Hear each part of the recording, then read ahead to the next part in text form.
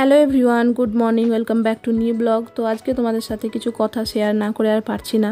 তো দেখতেই পাচ্ছ তোমরা সবাই যে চারিপাশে কি খবর চলছে, তো নতুন করে আর বলার কিছু নেই। তো এরকম অবস্থায় আমাদেরকে ঠিক রাখা, নিজেদের মাথার মেন্টাল পরিস্থিতিটা ঠিক রাখা, এত স্ট্রেস নিয়ে পড়তে বসাটা খুবই চাপের। তবুও আমাদেরকে পড়তে হচ্ছে। আর চাকরি যে একটা কোনো টার্গেট নিয়ে পড়বো সেরকম তো কোনো চাকরি নেই, কারণ আমাদের যারা অ্যাসপিরেন্টস আছি, যারা হচ্ছে 25+ বা 26+, তো যাদের একটু বয়স হয়ে গেছে, তারা যে পড়বে সেই বয়সের এক চাপ, তারপরে হচ্ছে কোনো চাকরির কোনো পিএসসির চাকরির কোনো ভরসা নেই, তারপরে যে সেন্ট্রাল চাকরি তার যে কম্পিটিশান লেভেল, তো অ্যাভারেজ স্টুডেন্টের একটা খুবই চাপ বলতে পারা যায়। তবুও এরকমভাবেই পড়তে হবে। তো দেখা যাক কী করা যায়, আশা করি তোমরা আমার সাথে রিলেট করতে পারবে। তো যাই হোক, পড়ছিলাম রিজনিং। আর তারপর আজকে বাড়িতে ছিল হচ্ছে বিরিয়ানি করেছিলাম একটু। বিরিয়ানিটা দেখতেই পাচ্ছ কত সুন্দর হয়েছে। আর কলার পাতায় খাচ্ছিলাম বিরিয়ানিটা।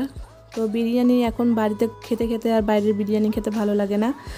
আর বিরিয়ানিটা করতে করতে বিরিয়ানিটা বেশ ভালোও হয়ে যায় বাড়িতে বানানো। তো যাই হোক, এখন লাঞ্চটা করে নিই, তারপর তোমাদের সাথে দেখা হচ্ছে। এখন আমি পড়ছি হচ্ছে ভারতের নদ নদী। ভারতের নদ নদী থেকে আমার নদীর যে উপনদীগুলো আছে, সেই উপনদীগুলো আমার একটু প্রবলেম হয়ে যায়, কারণ মনে রাখাটা খুব চাপের হয়ে যায়। তো এখান থেকে আমি এটা রিভাইজ করছিলাম, ভারতের নদ নদী। আর জিকেটা সবসময়ই আমার একটু চাপের হয়ে যায়, কারণ মনে রাখাটা মুশকিল হয়। তো চলো এটা পড়ে নিই, তারপরে তোমাদের সাথে কথা বলছি।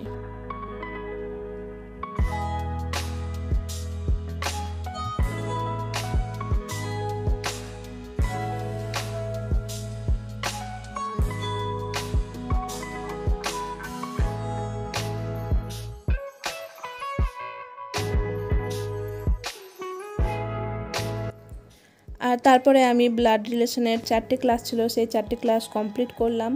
তো আমি দেখতে পাচ্ছ এটা রেকর্ড করা হয়নি, তো তার জন্য ব্লাড রিলেশন আমার কমপ্লিট হয়ে গেছে। আর ব্লাড রিলেশন করতে আমার সত্যি খুবই ভালো লাগে, আর এটা করতে খুবই ইজিও লাগে। রিজনিংয়ের মধ্যে সব থেকে আমার হচ্ছে ফেভারিট হচ্ছে ব্লাড রিলেশন। তো এটা আমি করার পর একটা মক দিচ্ছিলাম। তো এই মকে আমি প্রথম যখন আমি ব্লাড রিলেশনটা করি, তখন আমি এটাতে একটা পেয়েছিলাম 2 নাম্বার।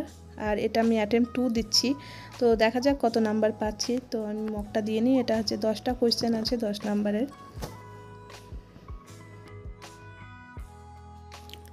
তো দেখতে পাচ্ছ এখানে 8টা ঠিক হয়েছে আর 2টো ভুল হয়েছে, তার কারণে আমার 7.34 নাম্বার এসেছে 10-এর মধ্যে। তো যাই হোক, 10 on 10 যেদিন পাবো সেদিন জানবো যে ভালো হয়েছে।